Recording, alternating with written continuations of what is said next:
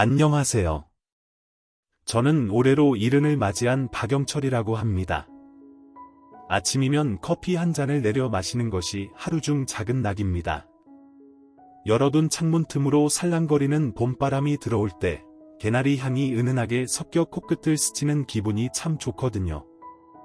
산뜻한 공기가 방 안을 가득 채우면 그제야 봄이 왔구나 하고 실감하게 됩니다. 그런 작은 순간에도 마음이 설레는 걸 보면 아직 제가 완전히 늙은 건 아니겠지요.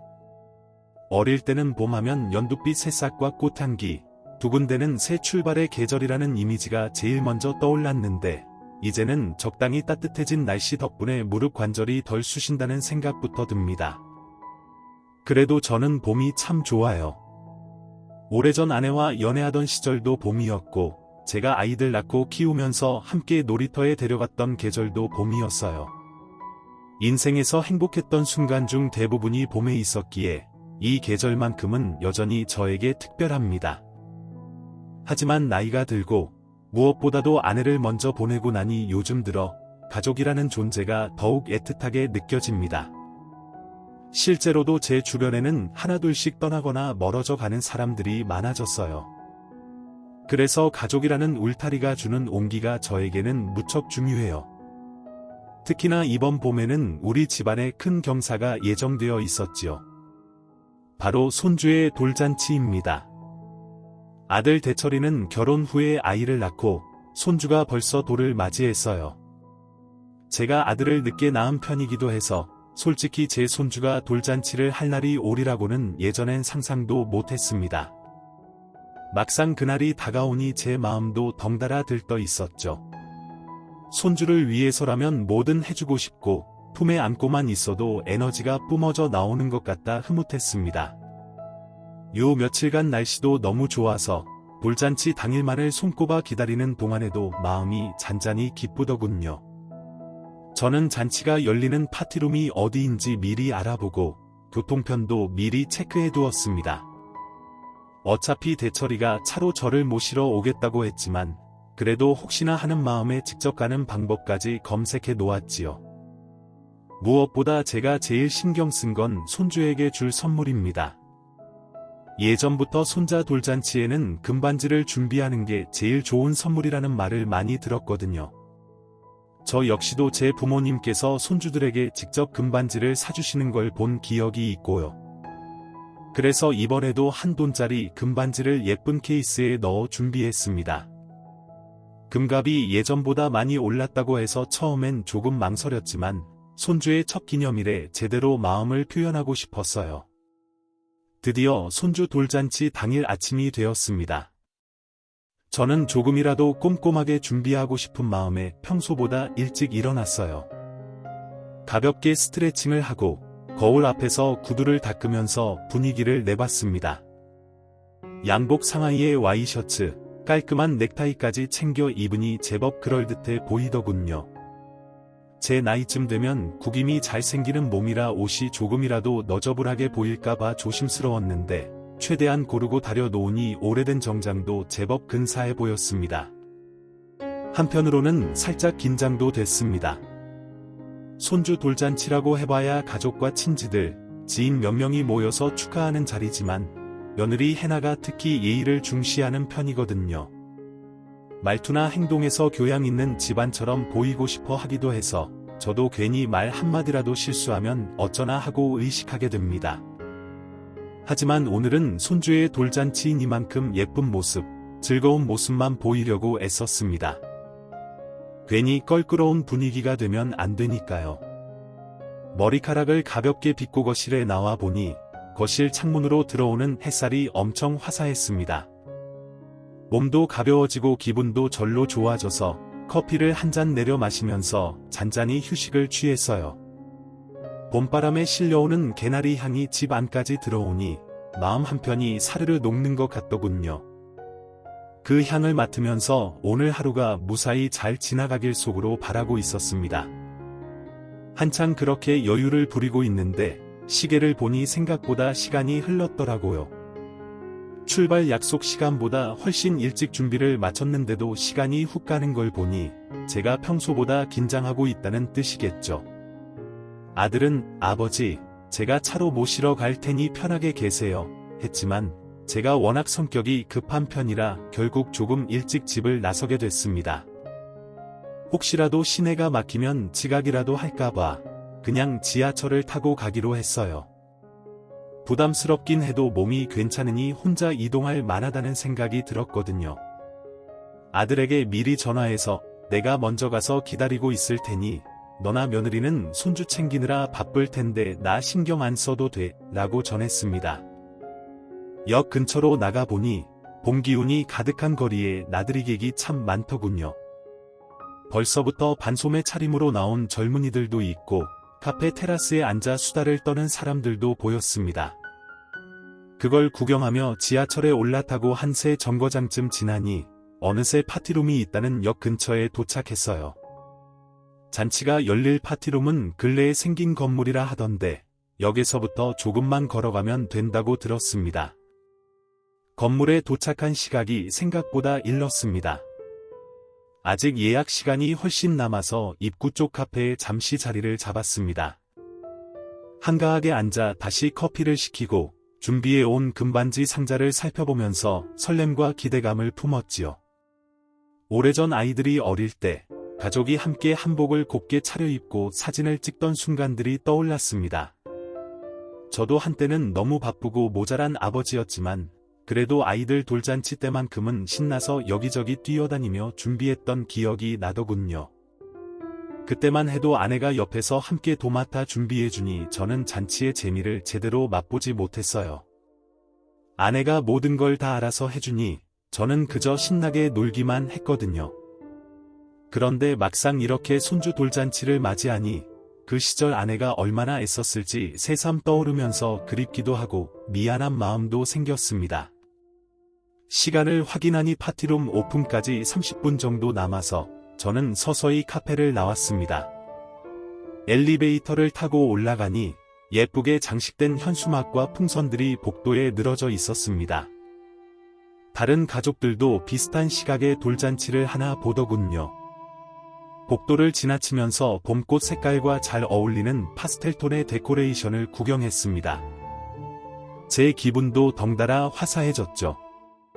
파티룸에 가까워지자 문이 활짝 열려 있고 스태프들이 이것저것 세팅하는 모습이 보였습니다. 문득 내가 너무 이른 시간에 도착한 건가 싶었는데 그래도 스태프 한 분이 반갑게 맞아주며 안내해 주셨습니다. 빈 테이블이 많은 걸 보니 제가 정말 빨리 오긴 한 모양이었습니다. 저는 스태프에게 여기 대철이 가족 돌잔치 맞나요? 하고 물었고 그분이 네, 맞습니다. 혹시 대철님 아버님 되세요? 안으로 들어오시겠어요? 라며 친절히 웃어 보였습니다. 남들은 미리 세팅된 공간으로 여러 지인들이 한꺼번에 몰려오는데 저는 이렇게 덜 다 갖춰진 상태에서 들어가게 되니 묘하게 어색했습니다. 그런데 잠시 후 며느리 해나가 어디선가 재빨리 달려왔습니다. 평소에 집안에서 보던 모습과 달리 완벽하게 화장하고 화려한 드레스를 입어 한껏 차려입은 모습이었어요. 아버님, 여길 어떻게 벌써 오셨어요? 저희가 모시러 간다고 했잖아요. 라면서 다소 당황스러운 표정을 지었습니다. 저는 환한 얼굴로 내가 그냥 먼저 와서 기다리고 있으려고. 너희는 바쁘잖니? 하고 대답했죠. 해나는 스태프가 보는 앞이라 그런지 겉으로는 밝은 미소를 유지했지만 뭔가 조금 난처해하는 기색이 역력했습니다.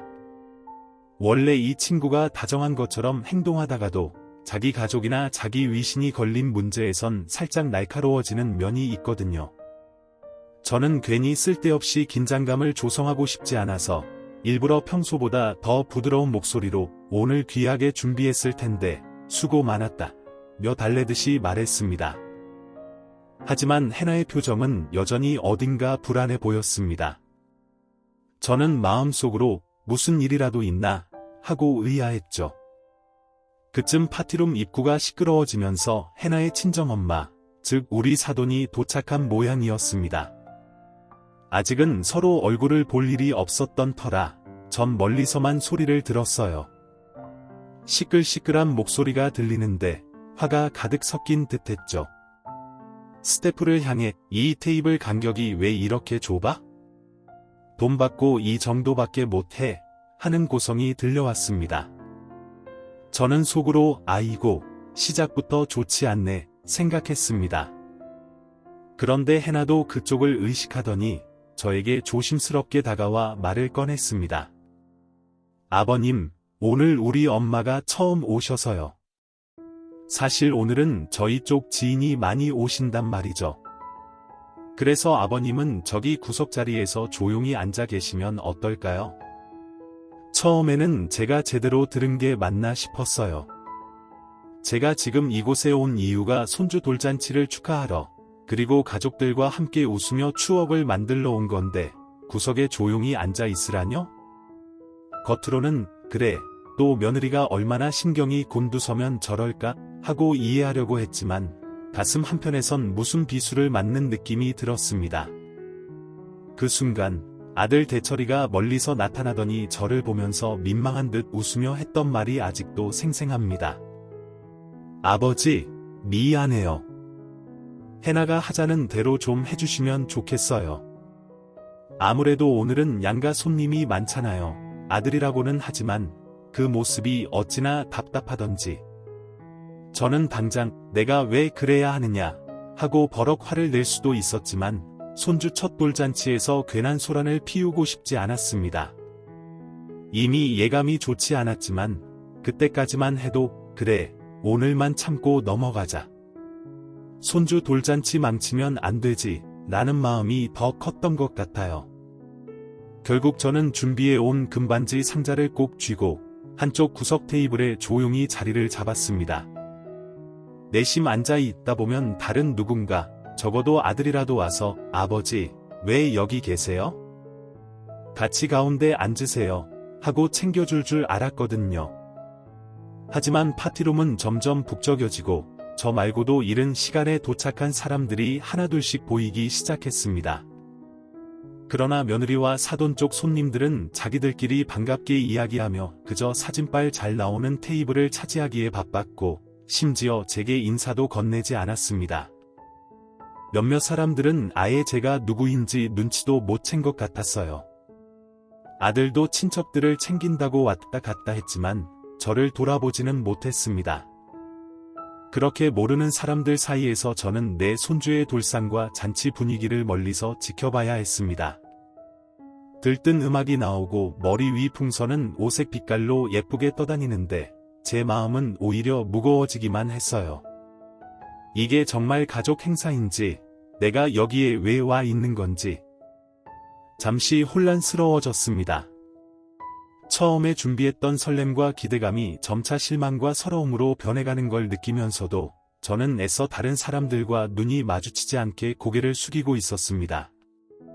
이제 시작하는 자리에서 괜히 말썽을 일으키지 말자는 생각 하나로 제 감정을 억눌렀지요. 그렇게 파티는 본격적으로 시작될 준비를 하고 있었습니다. 며느리는 돌잔치 의상을 갈아입고 사돈 쪽 친척들은 서로 수다를 떨며 과시하듯 목소리를 높였습니다.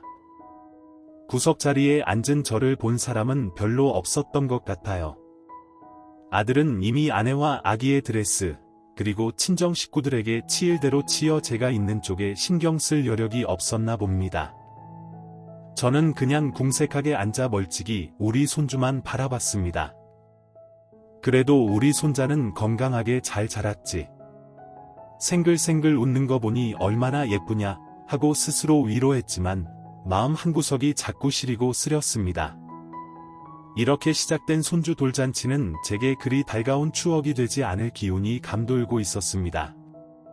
세상에 가족이라는 이름으로 모인 자리에서 친가 쪽 어른인 제가 이렇게 철저히 외면받아야 한다는 게 몹시 서글펐습니다.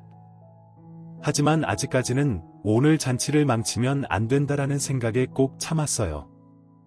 돌잔치 초반 분위기는 그럭저럭 진행되고 있었지만 마음속에서는 계속 알 수 없는 불편함이 쌓여갔습니다. 어느덧 파티로 많은 사람들로 제법 차올랐고 직원들도 서빙이며 안내에 분주해지기 시작했습니다.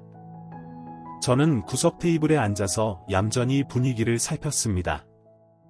손님들은 대체로 며느리 측 지인이 많은 것처럼 보였어요.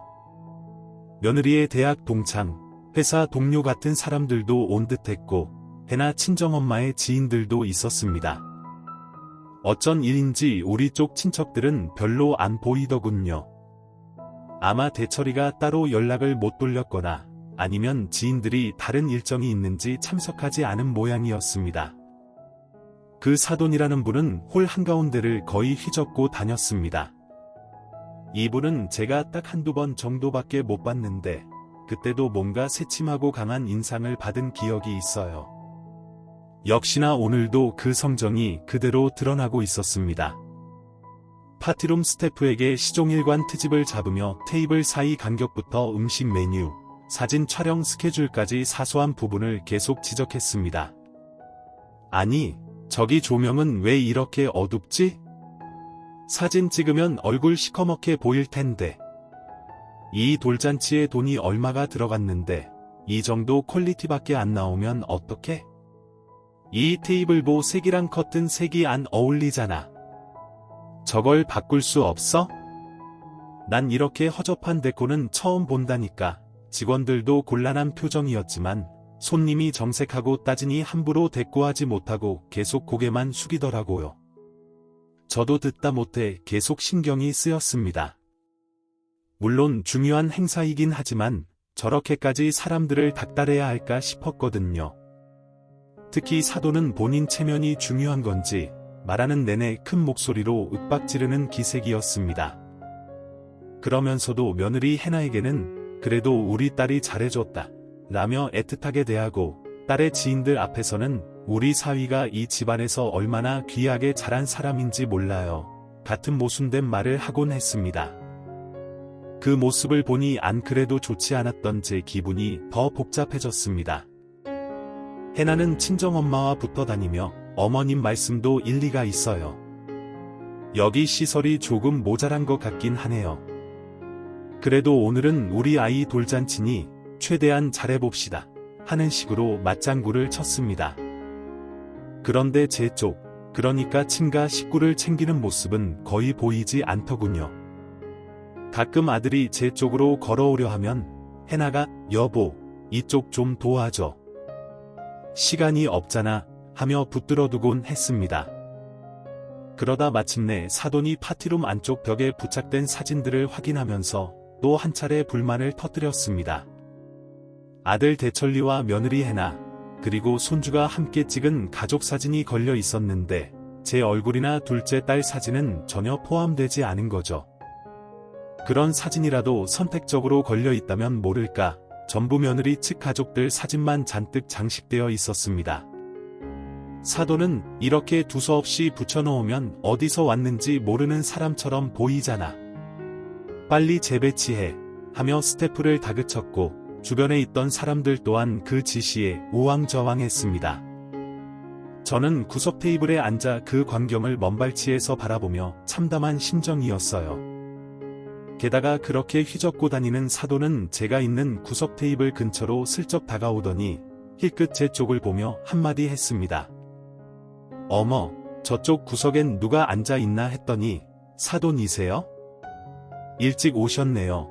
목소리는 거칠애로 살짝 깔아놓은 것 같았지만 표정은 영 달갑지 않아 보였습니다. 저는 그저 어색하게 미소 지으며 네, 여기 앉아서 잠깐 쉬고 있었습니다 라고 답했죠. 그녀는 제 대답에 대꾸도 안 하고 이내 다시 스태프 쪽으로 걸어갔습니다. 나중에 들었는데 사돈은 저에 대해 예의도 없는 분이네. 그래도 사돈인데 일찍 오면 인사라도 좀 먼저 하지 라고 말하고 다녔다고 해요. 그 말을 듣고 참 어처구니가 없었습니다.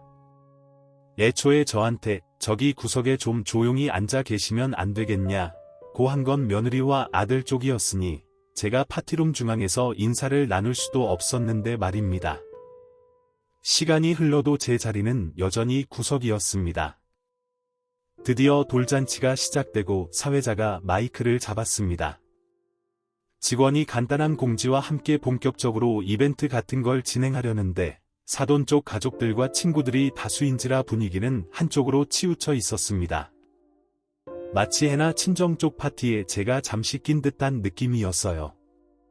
스크린에 가족 사진이나 아이 성장 과정을 찍은 영상도 재생됐는데 저나 둘째 딸이 함께한 사진은 거의 보이지 않았습니다. 그러니 다른 하객들도 손주 돌잔치에 손주 할아버지가 안 계시나 하고 의문이 들 법한데 아무도 그걸 의식하지 않는 모양이더군요. 저는 그나마 멀리서 손주의 귀여운 모습을 눈에 담으려 노력했습니다. 아기가 돌상에 앉아 어른들이 놀아주는 작은 이벤트에 참여하는데 그때만큼은 저도 웃음이 났습니다. 아이는 세상 모르고 까르르 웃으며 돌잡이 물건을 붙잡으려고 두리번거렸어요. 하지만 곧이어 고개를 돌려 이 구석에 있는 저를 본 순간 낯선 공간이라 그랬는지 울음을 터뜨리더군요.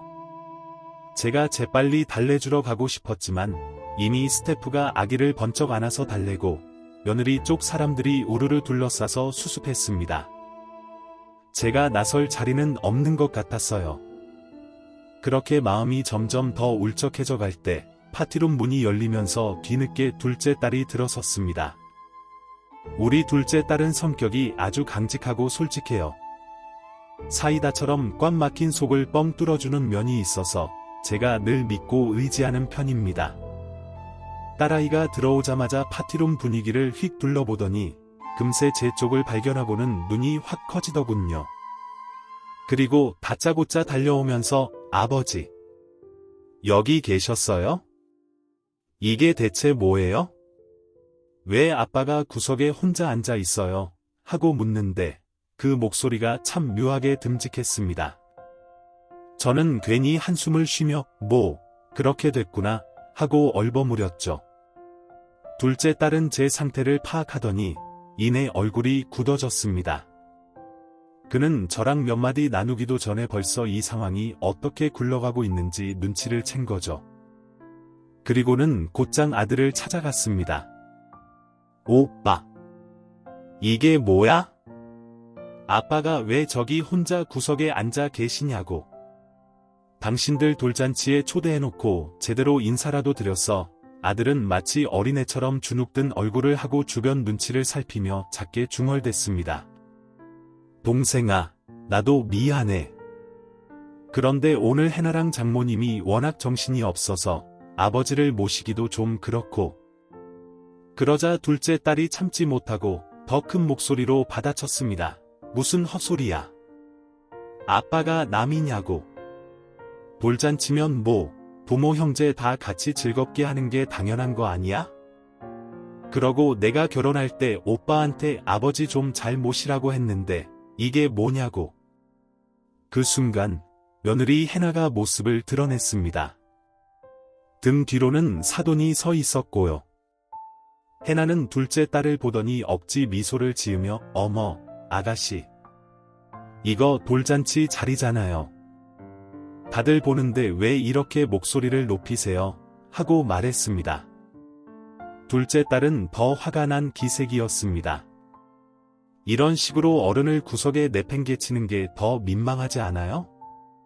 제정신이면 이럴 수 없죠. 우리 아빠가 무슨 허수아비예요?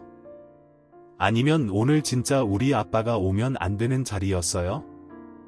해나는 순간 흠칫하더니 사돈 쪽 눈치를 보는 듯 머뭇거렸습니다.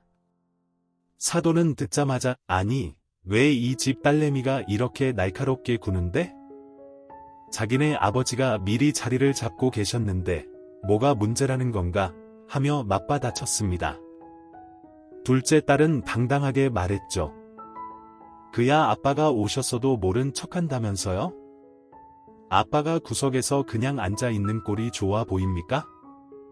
게다가 방금 들어오는 길에 누가 그러던데 제 아빠가 사돈한테 인사도 제대로 안 했다느니 대체 무슨 상황이 돌아가고 있는 거예요?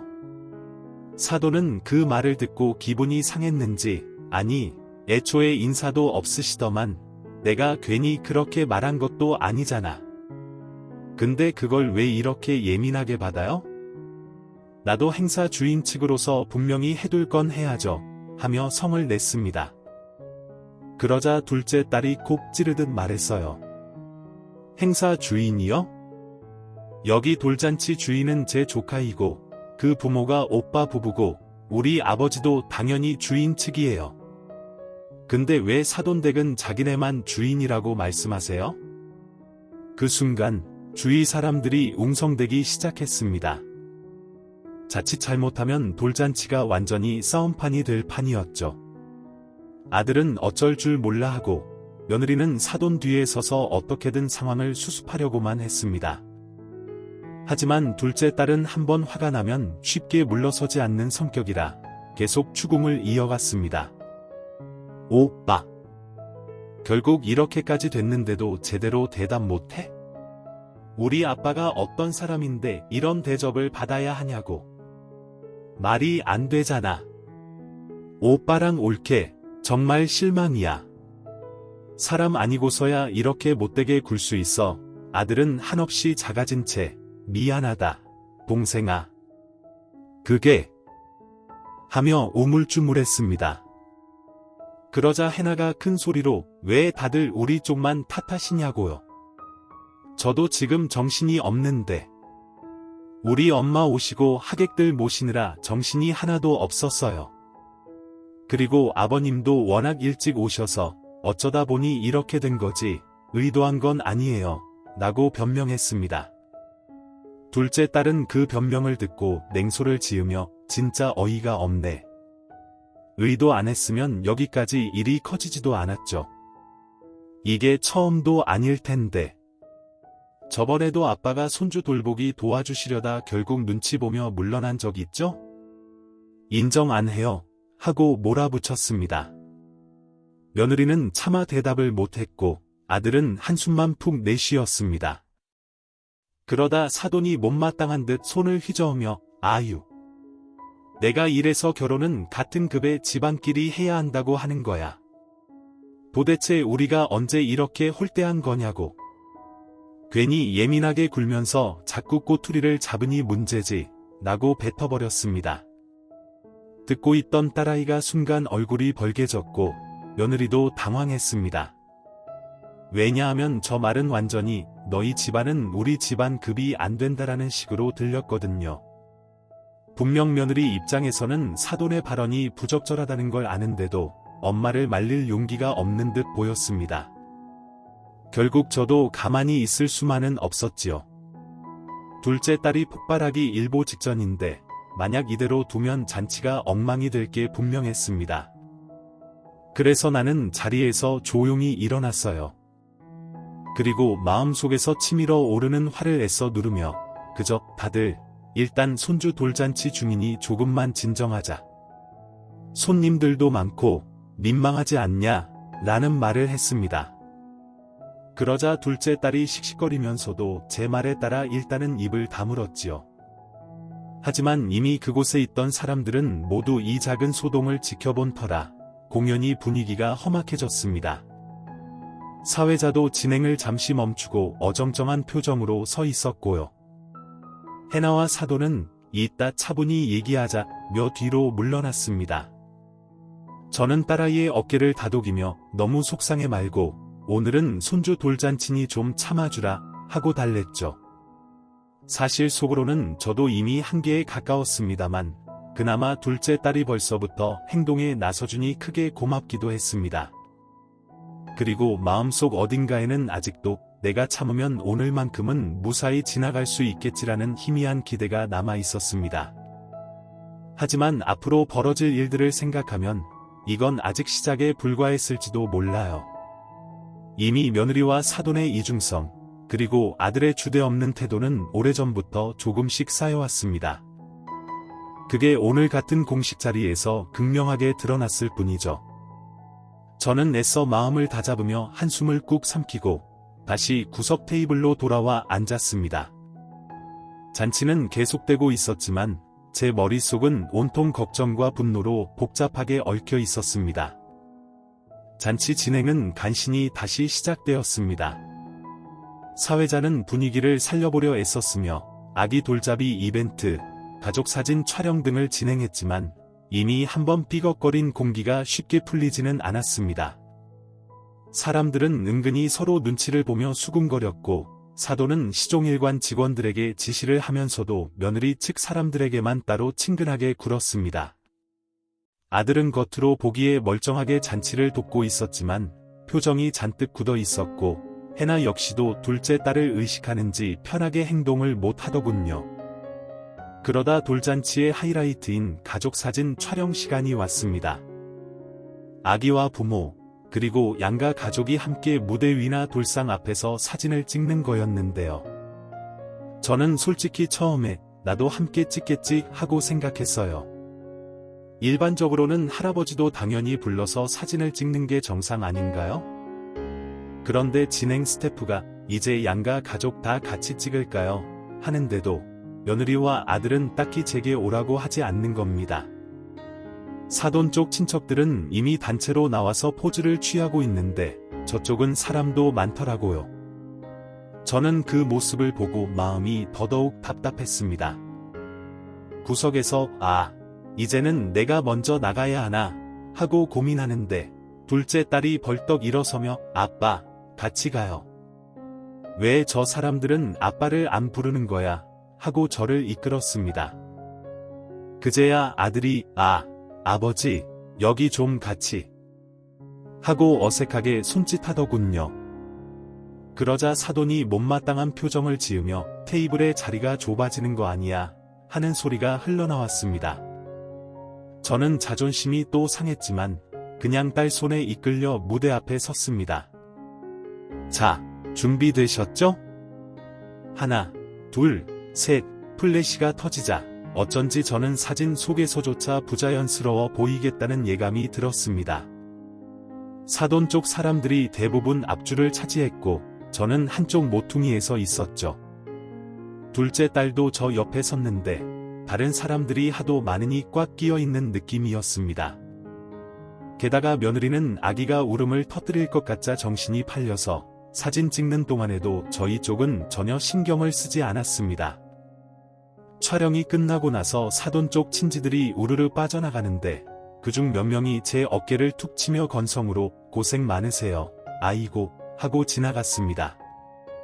정말 형식적이고 건조한 인사였습니다. 그러면서 뒤돌아 서로 키득거리거나 아유, 어쩐지 친가부는 조용하시네 하는 식으로 말을 주고받더군요. 그 모습을 보자니 머리끝까지 화가 치솟았지만 어떻게 참아야 할지 몰라서 몸이 떨렸습니다. 그러는 사이 둘째 딸이 또 며느리와 사돈에게 따지려는 기색을 보이자 저는 딸을 붙잡았습니다. 야, 여기서 더 소란 피우면 이 돌잔치 완전히 망쳐버리게 된다. 나도 서럽고 힘들지만 일단 오늘까지만 참고 넘어가자. 손주 돌잔치인데 손주가 뭔 죄냐 하고 말했죠. 둘째 딸은 차마 울음을 삼키는 듯한 표정을 지으며 아빠, 너무 속상해요 라고 했습니다. 그 말에 제 속은 더 미어졌지만 당장 뾰족한 수가 없었습니다. 가족사진 촬영 후에는 음식이 본격적으로 서빙되면서 손님들이 식사를 시작했습니다. 저 역시 구석 테이블에 앉았는데 스태프가 제게 오는 시간이 더디더군요. 사돈 쪽에선 시종일관 불만사항을 늘어놓아서인지 직원들이 우선적으로 그 테이블을 챙기는 듯했습니다. 그 사이 며느리 해나가 제게 와서 아버님, 음식 괜찮으세요? 하는데 목소리가 조금 떨리는 게 느껴졌습니다. 아마 둘째 딸과의 언쟁 때문인지 자신도 괜히 신경이 곤두서 있는 모양이었습니다. 저는 그냥 저녁 먹을 만하다. 손주 보느라 바쁜데 나 신경 쓸 거 없다 하고 투명스럽게 답했습니다. 사실 속으로는 지금 당장 이 자리를 박차고 나가고 싶었지만 그러면 손주에게 너무 미안할 것 같아서 꼭 참았던 거예요. 해나는 곤란한 표정을 짓다가 아버님, 혹시 집으로 먼저 들어가실래요? 여기 사람이 너무 많아서 좀 시끄럽잖아요 라고 제안했어요. 그 말에 저는 거의 울컥할 뻔했습니다. 아마 해나 입장에서는 제가 여기에 앉아 있는 게 불편하고 또 둘째 딸이 계속 부글부글하니 더 큰 소동을 일으키지 않게 하려는 생각이었겠죠. 그래도 어느 정도 자제하며 내가 직접 알아서 할 테니 너희 신경 끄고 있어라 라는 말만 남기고 해나를 돌려보냈습니다. 그리고 혼자서 밥을 먹는 둥 마는 둥 하고 있으려니 옆 테이블에서 누군가 작은 목소리로 하는 말이 들렸습니다. 저분이 친가 아버지래. 근데 왜 저렇게 따로 앉아 계시나? 글쎄, 뭔가 사연이 있나 본데. 아까 잠깐 싸우는 것 같던데. 어휴, 내 딸 결혼해도 저런 사돈 만나기는 싫겠다. 이런 식으로 수군거리는 말이 어찌나 서럽던지 마치 제가 동물원 우리 안에 갇힌 동물이 된 기분이었습니다. 잔치 중반이 지나고 돌잡이를 위해 다시 무대 앞에 아기와 부모, 그리고 가까운 이들이 모였습니다. 이번에는 저는 아예 나설 수조차 없었습니다. 사돈과 사돈 친척, 며느리 친구들이 바글바글 모여서 아기에게 동전, 실, 붓, 마이크 등 돌잡이 물건을 하나씩 잡히려고 노력했거든요. 아들은 그 사이에 묻혀서 그냥 어쩔 줄 몰라 했죠. 난장판에 가까운 모습이었는데 다들 호들갑 떨면서 웃음소리가 넘쳤지만 제 귀에는 하나도 즐겁게 들리지 않았습니다. 그러다 아기가 실을 잡는 순간 사람들은 환호성을 질렀습니다. 오! 박사님이 되려나 보네. 어머, 우리 손주 공부 잘하겠구나. 이런 말들이 쏟아졌죠. 그 와중에 사돈이 역시 우리 외손주가 어쩜 이렇게 똑똑하니 하며 자랑했습니다. 저 같으면 우리라는 말에 친가, 외가를 떠나 모두가 기뻐해야 하는 상황이라고 생각하지만 그녀는 아무래도 본인 쪽 가정만 빛나 보이길 원하는 듯했습니다. 제가 듣기에는 좀 이기적이라는 느낌을 지울 수 없었지요. 둘째 딸은 그런 걸 지켜보면서 더욱 화가 치밀어 올랐는지 며느리에게 시선을 주고 씁쓸하게 한숨을 쉬었습니다. 며느리 역시 눈이 마주치자 한껏 불편한 표정을 지었고요. 저는 거기 앉아 있는 것 자체가 고문처럼 느껴져서 잠시 파티룸 밖으로 나갔습니다. 복도에 놓인 작은 벤치에 앉아 숨을 고르는데 가슴이 답답해서 견딜 수가 없었어요. 간신히 진정하려고 눈을 감았는데 머릿속에서는 벌써부터 온갖 생각이 떠오르더군요.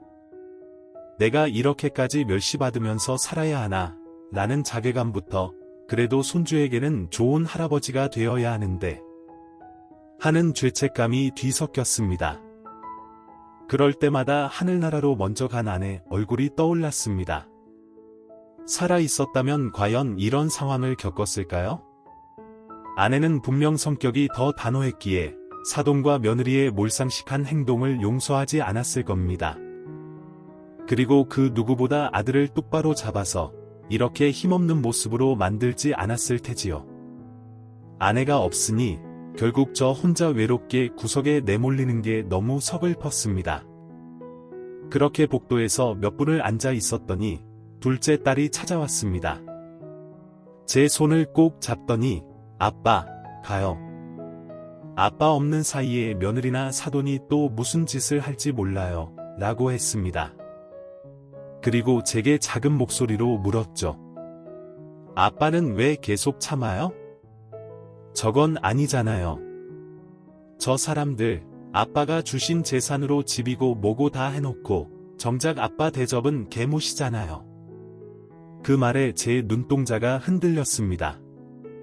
사실 둘째 딸이 말하는 그 재산이란 건 제가 꽤 오래전 아들이 장가갈 때 보태준 집 구입 비용과 생활 자금이었습니다.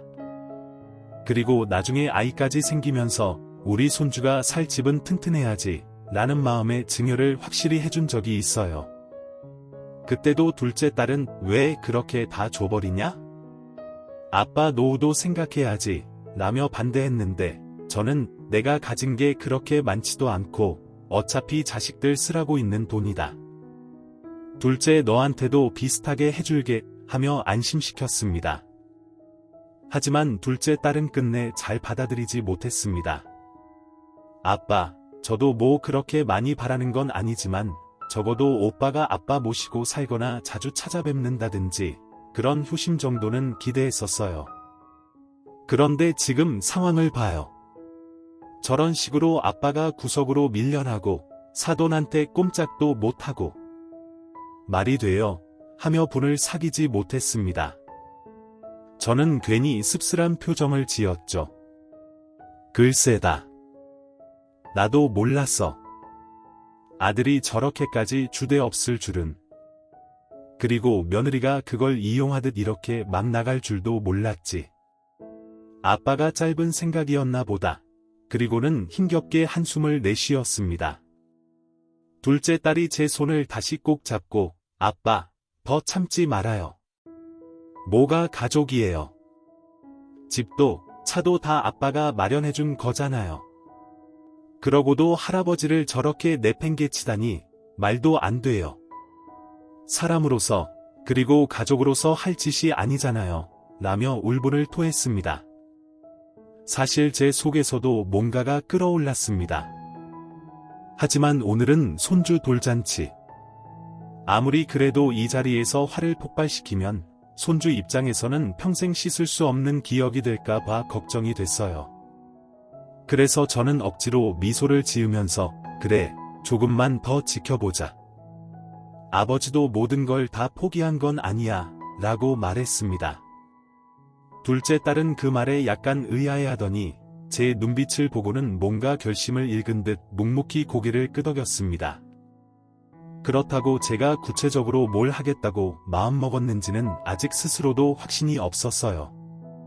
다만 이번 일을 겪으며 더 이상 가만히 있다가는 그야말로 이 사람들이 날 그냥 아들 키워준 ATM 정도로만 생각하겠구나 싶었습니다. 때마침 복도 쪽 창문으로 불어오는 봄바람이 제 뺨을 간지럽히고 개나리 향이 살짝 코끝을 스쳤습니다. 이 향기를 맡으니 이제 변화가 필요할 때가 왔구나 하고 마음이 가라앉으면서도 조금씩 단단해지는 기분이 들었습니다. 딸과 함께 다시 파티룸 안으로 돌아갔을 때 돌잔치 프로그램은 거의 막바지에 이르고 있었습니다. 사람들이 디저트를 즐기며 자유롭게 사진을 찍고 간단한 담소를 나누고 있었죠. 그런데 한편 사돈이 또 어디선가 불만을 표출하고 있었습니다.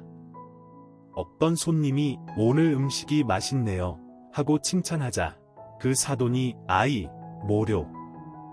난 불만투성이에요. 솔직히 이 정도로 돈 쓰기 아까워 죽겠네. 이따가 비용 청구서 받으면 아주 기가 막히겠지 라는 말을 하는 게 들렸습니다. 저는 그 목소리를 들으니 괜히 또 신경이 날카로워졌습니다. 누가 돈을 안 썼다는 건지 아니면 이 잔치 비용의 대부분을 자기네가 댔다고 생각하는 건지 알 수 없었지만 그 말투에 서려있는 비아냥이 불편했습니다. 둘째 딸도 그 말을 듣고 뚜벅뚜벅 다가가려 했는데 제가 살짝 그녀를 말렸습니다. 아마도 오늘 이 자리에서 또다시 싸움이 일어나면 손주에게 되돌릴 수 없는 상처를 남길지 모른다는 걱정이 컸습니다. 둘째 딸은 제 손길에 고개를 끄덕이며 그저 옆에서 사돈을 쏘아보기만 했습니다. 시간이 흘러 마무리 인사를 할 때가 되었습니다.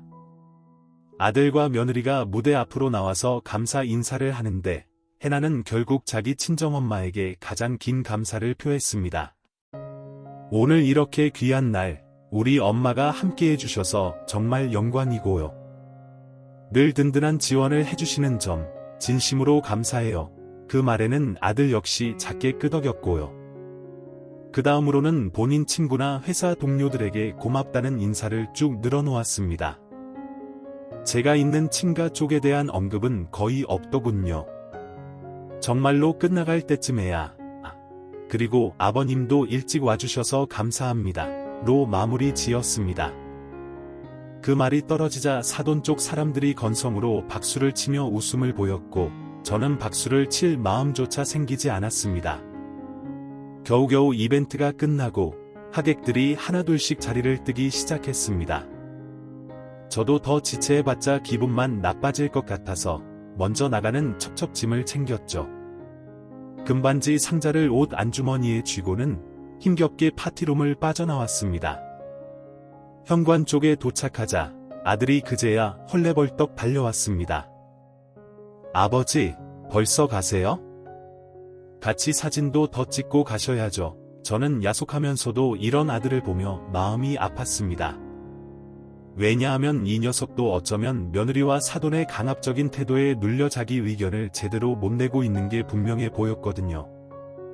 하지만 저는 너도 바쁘잖아. 난 좀 피곤해서 먼저 들어가마. 손주는 다음에 천천히 보지 하고 퉁명스럽게 대꾸했습니다. 그러자 아들이 한없이 작아져서 아, 네. 하고 물러났습니다. 파티룸 밖복도는 어쩐지 싸늘하게 느껴졌습니다. 문을 열고 엘리베이터에 탔는데 제가 걸어온 길이 허무하다는 생각만 머릿속을 맴돌았습니다. 힘겹게 지하철을 타고 집으로 돌아오며 머릿속에서는 내가 이대로 손 놓고 있을 순 없지 라는 다짐이 점점 구체화되었어요. 남은 삶이 얼마나 될지 모르는데 이렇게 자존심도 없이 멸시를 당하며 살아갈 수는 없겠다는 생각이 점점 강해졌습니다. 그날 밤 저는 집에서 혼자 깊은 생각에 잠겨 있었습니다. 오래전부터 가슴 한구석에 쌓아두었던 억울함과 분노가 마치 봄눈 녹듯이 한꺼번에 흘러내리는 기분이었어요. 하지만 그저 분노만 할 게 아니라 내 인생과 내 가정에 대해 근본적인 대처가 필요하다는 결심이 섰습니다. 그래서 다음날 아침 일찍부터 관련 서류와 법적 절차를 알아보기 시작했습니다. 사실 증여 철회라는 게 있습니다. 이미 준 재산을 다시 돌려받는 게 쉽지 않다고들 하지만 여러 가지 사유나 과정이 존재합니다. 예를 들어 부모를 심하게 학대하거나 극도로 존속을 모독할 때, 혹은 재산을 준 뒤에 부모를 전혀 부양하지 않거나 학대할 경우에 일정 요건으로 소송도 가능하죠. 저 역시 법률 지식은 얕았지만 둘째 딸에게 먼저 전화를 걸어 내가 이래저래 자료를 좀 찾아보고 있는데 너 의견은 어떠니? 하고 물었습니다. 그러자 둘째 딸은 당장이라도 법적 절차 밟아서 그 집 가져오자. 아빠, 지금이라도 늦지 않았어요. 라고 강하게 밀어붙였습니다. 사실 저도 망설임이 없진 않았습니다. 아들이고 손주인데 재산 문제로 소송을 벌이는 모습이 과연 옳은 것인가? 하지만 이번 돌잔치를 통해 아들 부부와 사돈이 나를 어떻게 대하는지를 똑똑히 보게 되었죠. 그리고 앞으로도 이런 상황이 계속되면 제 노후가 안전할지조차 의심스러워졌습니다. 이미 증여를 했더라도 부모에 대한 기본적인 예의와 부양 의무를 저버린다면 저도 최후의 방법을 강구해야겠다는 생각이 강해졌어요. 며칠 뒤 저는 변호사를 만나서 자세한 상담을 받았습니다. 제 상황을 소상히 설명하고 증여 철회 소송의 가능성과 절차를 물었죠. 변호사는 이게 쉬운 길은 아닙니다. 법원에서도 부모와 자식 간의 문제를 복잡하게 보거든요. 하지만 말씀하신 대로 멸시나 방치, 학대가 어느 정도 입증되면 충분히 시도해 볼 만합니다. 라고 했습니다. 저는 그 자리에 둘째 딸과 함께 찾아갔고 변호사의 설명을 듣고 나니 마음이 조금 더 확고해졌습니다. 그러던 어느 날 아들이 집으로 찾아왔습니다. 아마 제가 돌잔치 후로 연락을 거의 안 받으니 불안했던 모양이에요. 아들은 식탁 앞에 앉자마자 아버지, 갑자기 왜 이렇게 전화를 안 받으세요? 해나도 많이 미안하다고 그러고 아무튼 저도 사과드리고 싶어서 왔어요. 라고 말했습니다. 저는 그런 아들을 잠시 바라보다가 무심하게 대답했습니다. 내가 뭘 잘못했는지 정확히 말해봐라. 단순히 돌잔치 때 구석에 앉히고 인사를 제대로 못해서 그러는 거냐고 생각한다면 그건 아주 작은 부분일 뿐이다. 아들은 당황한 듯 고개를 숙였습니다. 아버지, 저도 입이 10개라도 드릴 말씀이 없어요. 근데 사돈 쪽이 워낙 강해서 해나도 어쩔 수 없이 엄마 편에 서다 보니 그런 거지 정말로 아버지를 무시하려던 건 아니었어요. 저도 사실은 속상했어요. 돌잔치 끝나고 해나랑 크게 싸웠고요. 그래서 다시는 이런 일 없도록 하자고 서로 다짐도 했어요. 그 말에 저는 씁쓸한 미소를 지었습니다. 너희가 다짐한다고 달라지나? 한 번이 아니라 결혼 후로 계속 이 모양이었잖아. 그래도 내가 참아왔어. 손주가 생겼으니 더 잘해줄 줄 알았고 근데 이번 돌잔치에서 내가 완전히 구경꾼 신세가 됐지. 게다가 너희는 나를 배려하기는커녕 오히려 나가면 안 되냐는 식으로 내쫓으려 했잖아. 아들은 거듭 사과했지만 이미 제 마음은 단단히 닫혀 있었습니다. 결국 저는 그 자리에서 돌직구를 던졌습니다. 내가 준 집이랑 차, 그리고 생활비까지. 그거 다 어떻게 한지 알아야겠다. 특히 집은 내가 명예 이전까지 해줬는데 내 생각이 바뀌면 어떤 일이 벌어질지 궁금하지 않냐. 아들은 깜짝 놀라서 아버지, 그건 무슨 말씀이에요? 설마 그걸 다시 가져가시려는 건 아니죠? 라고 되물었습니다. 저는 단호히 대답했습니다. 그래. 자식인데 아버지가 왜 그런 생각까지 하겠냐 싶었는데 너희가 날 대하는 걸 보니 굳이 증여를 유지해야 할 이유를 못 찾겠다. 나를 가족으로 생각 안 하면 그 재산도 내 거 아니지. 아들은 안색이 하얗게 질리면서 울먹거렸습니다. 아버지, 그러지 말아요.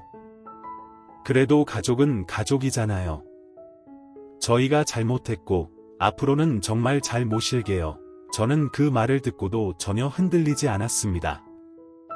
나도 몇 년 동안 그런 말을 들어왔지만 달라진 게 있었냐? 내가 아버지를 조금이라도 존중했다면 그렇게 뻔뻔하게 구석자리로 몰아놓지는 않았을 거다. 이윽고 아들은 울상을 지으며 나갔고 저는 곧바로 변호사를 통해 준비해 둔 서류를 다시 살폈습니다. 그리고 둘째 딸과 상의해 아들이나 며느리에게 우리를 무시한 대가가 무엇인지를 분명히 보여주자고 결심했어요. 마침 일주일 뒤에 집 근처 작은 음식점에서 가족들이 한 번 더 식사 모임을 갖기로 했다고 합니다. 아들이 전화로 아버지, 해나랑 사과드리고 싶으니까 우리 편하게 만나서 밥 한 끼 해요 라고 하더군요. 둘째 딸도 그 자리에 참석하기로 했습니다. 저도 흔쾌히 응했어요. 사실은 바로 그 자리에서 증여 철회 서류를 꺼내 보이기로 마음먹었거든요. 그날 저녁, 식당 한쪽에 마련된 룸에서 아들과 며느리가 불안한 표정으로 앉아 있었습니다. 사돈은 오지 않았지만 둘째 딸도 이미 와 있었고요. 저는 자리에 앉자마자 별다른 인사 없이 가방을 열어 준비해 둔 서류를 꺼냈습니다. 그러자 며느리는 아버님, 그건 뭐예요? 하고 물었고 둘째 딸은 묵묵히 제 옆에서 서류를 지켜봤습니다. 저는 짧게 숨을 고르고 말했습니다. 이건 집과 차에 대한 증여 철회 서류다. 정확히 말하면 너희가 날 지속적으로 멸시하고 부양 의무도 제대로 이행하지 않아 증여를 무효화하거나 취소하겠다는 내용이지. 법적으로도 가능하다고 들었다. 아들은 얼굴이 창백해지며 아버지, 잠깐만. 정말 이러지 마세요. 라고 절박하게 말했습니다. 며느리 역시 아버님, 그건 너무 심해요. 우린 사실 그런 의도가 아니었는데 하며 변명했지만 저는 더 이상 들어줄 마음이 없었습니다. 너희가 무슨 말을 해도 이미 지나간 시간을 돌이킬 수 없지. 돌잔치에서 내가 받은 상처는 크다. 아니, 그 이전부터 너희가 나를 어떻게 대해왔는지 돌아봐라. 가족이라면서도 나에 대한 최소한의 예우도 없었고 사돈 앞에서 나를 부끄러운 존재로 만들기까지 했지. 그러면서 집과 차는 당연히 너희 소유라고 생각했냐? 제 목소리는 차분했지만 그 안에는 분노가 가득 배어 있었습니다. 아들은 울먹이며 아버지, 정말 죄송해요. 저도 어쩔 수 없는 상황에 하고 변명하려 하자 둘째 딸이 나서서 단호하게 끊었습니다. 오빠, 그 어쩔 수 없다는 말이 모든 걸 합리화해주지 않아. 아빠가 오빠 믿고 얼마나 많이 해줬는데 이게 돌아오는 보답이냐고. 며느리는 제게 간절히 매달렸습니다. 아버님, 저희 아이를 생각해서라도 제발 조금만 봐주세요. 저희가 정말 정신 차리고 더 잘하겠습니다. 하지만 저는 고개를 가로저었습니다. 내가 그렇게 태도를 고칠 사람이었으면 애초에 돌잔치에서 그런 일도 없었을 거다. 그리고 난 손주가 미워서 이러는 게 아니야. 다만 내가 더 이상 이런 대접을 받으며 살고 싶지 않다는 거다. 내가 나를 정말 가족으로 여기고 사돈도 최소한의 예의를 지켰다면 이 지경까지는 안 왔을 거다. 그렇게 말하고 테이블 위에 서류를 탁 놓았습니다. 서명하고 다시는 내 앞에서 못 본 척하지 마라. 이것으로 인해 너희가 생활고에 시달릴까 싶어 걱정도 된다만 내가 볼 때는 너희가 내 재산 없이도 잘 살 수 있을 거라 믿는다. 왜냐하면 사돈은 꽤 부유한 분 같던데 이 말에 며느리가 잔뜩 얼어붙고 아들은 고개를 숙인 채 눈물을 흘렸습니다. 둘째 딸은 옆에서 조용히 제 어깨를 토닥이며 아빠, 마음 굳히셨으면 그대로 하셔야 해요. 흔들리지 말아요. 라고 했습니다. 결국 며느리와 아들은 그 자리에서 서류에 서명했습니다. 그 과정에서 아들은 연신 울먹이며 아버지, 정말 죄송합니다. 만 반복했어요. 저는 아무 말도 하지 않았습니다. 이미 마음에 큰 상처가 난 뒤라 그 말이 진심인지조차 의심스러웠거든요. 내가 너희에게 준 것들, 집과 차, 재산을 다시 내 앞으로 돌려놓는다고 해서 내 상처가 다 회복되는 건 아니지만 적어도 내가 좀 더 당당하게 살 수 있겠지. 너희가 원한다면 앞으로도 손주 얼굴은 볼 수 있겠지만 지금 당장은 내가 너희와 편하게 지낼 자신이 없다. 이 말이 제 마지막이었습니다. 그날 식당에서 나올 때 아들과 며느리는 정말 패배한 군대처럼 풀이 죽어 있었습니다. 둘째 딸과 저는 차에 올라타 집으로 향하면서 처음으로 서로 얼굴을 보며 허탈한 듯 웃었습니다. 아빠, 진짜 이렇게까지 해야 한다는 게 나도 마음이 편치는 않네요. 그러자 저도 쓴웃음을 지으며 그래도 이제라도 해야지 어쩌겠니? 난 내 덕분에 용기를 냈다. 라고 말했습니다. 집에 돌아오는 길, 밤새 봄비가 내리고 있었습니다. 가로등 아래로 떨어지는 빗방울이 노란 개나리와 섞여 도시 풍경을 차분하게 물들였습니다. 그 빗소리를 들으며 제 마음도 여전히 복잡했지만 한편으로는 묘한 해방감이 차올랐습니다. 이제부터라도 내가 내 삶을 지키자. 더 이상 가족이라는 이름에 매여서 무조건 희생하지 말자 라는 다짐이 가슴속에서 또렷해졌습니다. 증여 철회 서류에 서명을 받은 뒤로 정식으로 법적 절차를 진행하기 위해 준비를 마쳤습니다. 다행히 제가 미리 정황을 충분히 기록해두고 둘째 딸도 여러 번 목격했던 일들을 증언해줄 수 있다고 해서 변호사는 시간은 좀 걸리겠지만 승소 가능성은 높습니다. 라고 말했습니다. 아들과 며느리가 돌잔치 이후로 계속 연락을 해오긴 했지만 저는 거의 받지 않았습니다. 이미 마음을 굳혔는데 그들이 저를 다시 안심시킨다 한들 믿음이 생기진 않았거든요. 그러던 중 며느리의 친정엄마, 그러니까 사돈이 직접 전화를 걸어왔습니다. 아니, 사돈 양반. 내가 이 사실을 딸한테 듣고 어이가 없어서 전화를 안 할 수가 없네. 이미 준 거를 다시 가져가겠다고? 그게 사람으로서 할 짓이요? 하고 당장 호통을 쳐댔습니다. 저는 그 말을 듣고 되레 담담하게 대답했습니다. 예, 할 짓이요. 가족이라면 적어도 어른을 그렇게 모욕하고 구석에 몰아넣는 짓은 안 해야 하는 거 아니요? 나는 사돈과 우리 며느리가 나를 완전히 하찮은 사람으로 여기는데 내가 내 재산 지키겠다는데 왈가왈부할 자격이 있습니까? 사돈은 분노에 찬 목소리로 이봐요. 내가 당신보다 더 낫고 잘났다는 건 아니지만 어쨌든 우리 집안하고 인연이 됐으면 좀 이해해주고 넘어가야지. 돌잔치에서 예민한 상황이 있었을 수도 있지 않소? 라고 큰 소리를 쳤습니다. 저는 진절머리가 나서 그건 참 변명도 가지가지 하시네요. 앞으로는 더 할 말 없으니 이 번호로 연락하지 마시오 라고 단호하게 끊어버렸습니다. 그 뒤로 사돈이 몇 번 더 시도했지만 저는 전화를 받지 않았습니다. 그렇게 소식이 끊어지고 저는 한동안 조용한 나날을 보냈습니다. 법적 진행이 어떻게 되어가든 상관없이 이미 제 마음속에는 아들과 며느리에 대한 기대가 거의 사라졌습니다. 그저 손주만 안쓰러웠습니다. 어린아이가 이 일로 인해 가족 간 갈등의 희생양이 되지 않을까 싶었지요.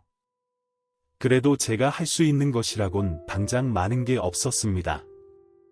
그때 둘째 딸이 "아빠, 손주 보고 싶어요?" 저도 사실 조카가 보고 싶긴 한데 오빠 집이랑 어색해져서 맘대로 갈 수도 없고 라며 고민을 털어놓았습니다. 저는 씁쓸하게 미소 지으며 "그래, 기회가 되면 나중에 한번 생각해보자. 아직은 좀 아니야 라고만 답했습니다. 시간이 흐르면서 법원에서 조정 절차가 시작되었습니다. 아들과 며느리는 처음에는 그래도 가족인데 이건 너무하다고 반발했지만 제가 그동안 수집한 증거 자료와 둘째 딸의 증언, 그리고 변호사를 통한 법적 근거로 사실상 반박이 힘들어졌습니다. 최종적으로 합의가 이루어진 건 집과 차를 다시 제 명의로 돌리고 그동안 제공했던 생활비에 대해서는 며느리 측이 별도의 금전 보상을 하지는 않되 부모님에 대한 부양 의무를 제대로 이행하겠다는 각서 정도를 쓰는 것이었습니다. 그 뒤로 아들과 며느리는 현실적인 문제에 부딪혔습니다. 갑자기 자기들 소유라고 여겼던 집이 제 앞으로 넘어가니 집에 대한 관리가 없어진 거나 다름없었죠. 그런데도 사돈이 "그래, 내가 너희끼리 못 살 것 같았으면 진작 말렸지. 일단 우리 집에 들어와 있어. 나중에 어떻게든 방법을 찾자"고 해서 아들과 며느리는 친정집에 얹혀 살게 되었다고 들었습니다. 말이 좋게 들어간 거지 실제로는 사돈이 하루가 멀다 하고 불만을 늘어놓으면서 매일 갈등이 생긴다고 합니다. "뭐하러 여기 와서 눈치 주냐? 너희가 알아서 돈 벌어 나가라" 하는 식으로 압박이 심하다고 하네요. 그 소식을 전해 들을 때 제 마음은 복잡했습니다. 그래도 한때는 내 자식이라고 모든 걸 내어주려고 했던 아들이 결국 이런 모습으로 궁지에 몰렸다는 게 아버지 입장에서는 못내 가슴 아팠거든요. 하지만 달리 방법이 없었습니다. 제가 더 이상 물러서면 또다시 희생만 하게 될 게 뻔했으니까요. 둘째 딸도 "아빠, 흔들리지 마요. 오빠도 언젠간 정신 차리겠죠. 그동안 아빠를 어떻게 대했는지 좀 뼈저리게 깨달아야 돼요 라고 제 손을 잡아주었습니다. 저도 고개를 끄덕이며 마음을 굳건히 다잡았습니다.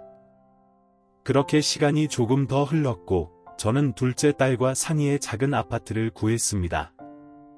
원래 제가 살던 집보다 좀 더 편리한 곳으로 옮기고 싶었거든요. 이전에 살던 아파트나 재산을 모두 제 명의로 되돌린 뒤 일부는 매각하고 나머지는 노후 자금으로 충분히 쓸 수 있도록 정리했습니다. 둘째 딸은 결혼을 늦게 한 편인데 지금은 열심히 직장 생활을 하고 있어서 자기 삶을 잘 꾸려나가고 있었습니다. 아빠가 몸만 편히 와서 지내도 된다고 말했지만 저는 내가 그래도 아직은 건강하니 내 공간 하나는 내가 직접 마련하고 싶다고 했습니다. 새로 옮긴 아파트에 들어서는 날 창문을 열어보니 어느새 따뜻한 햇살이 고스란히 들어왔습니다. 살랑대는 봄바람이 다시금 느껴지며 이번에는 벚꽃 향과 함께 개나리, 진달래 기운도 스쳐 지나가더군요.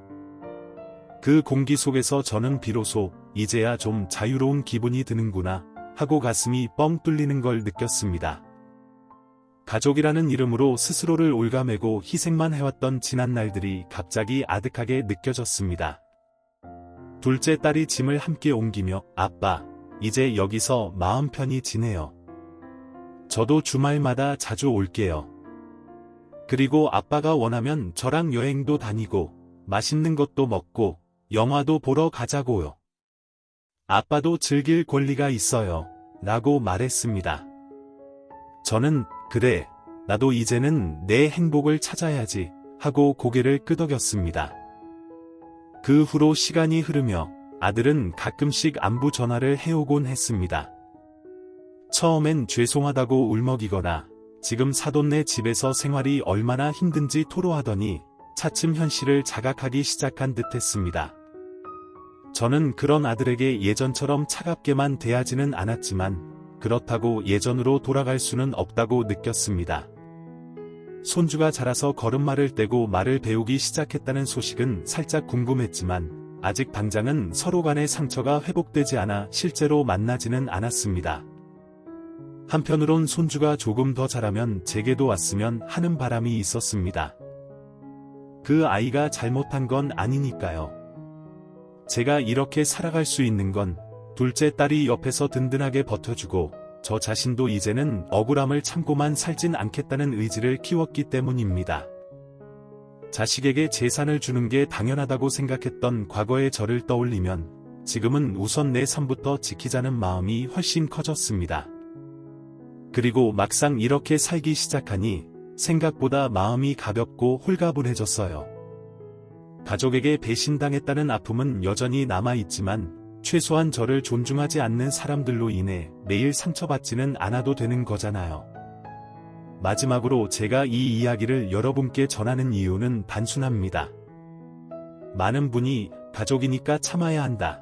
가족이니까 다 이해하고 줘야 한다라는 생각에 묶여 사는 경우가 있잖아요. 물론 가족 간의 정은 소중합니다. 하지만 그 사랑을 당연하게 여기고 상대를 하대하는 태도가 지속된다면 언젠가는 그 끈이 완전히 끊어질 수도 있다는 걸 잊지 않으셨으면 해요. 저는 이제 둘째 딸과 함께 여행을 계획 중입니다.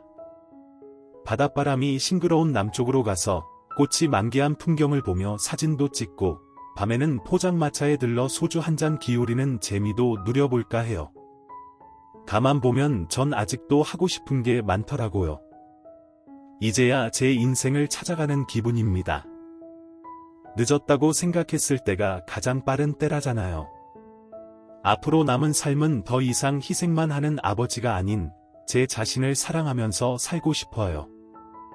혹시 제 이야기를 들으시며 가족이라는 이름 아래 내가 너무 헌신만 한 건 아닐까 하는 분이 계시다면 한 번쯤은 스스로에게 물어보셨으면 합니다.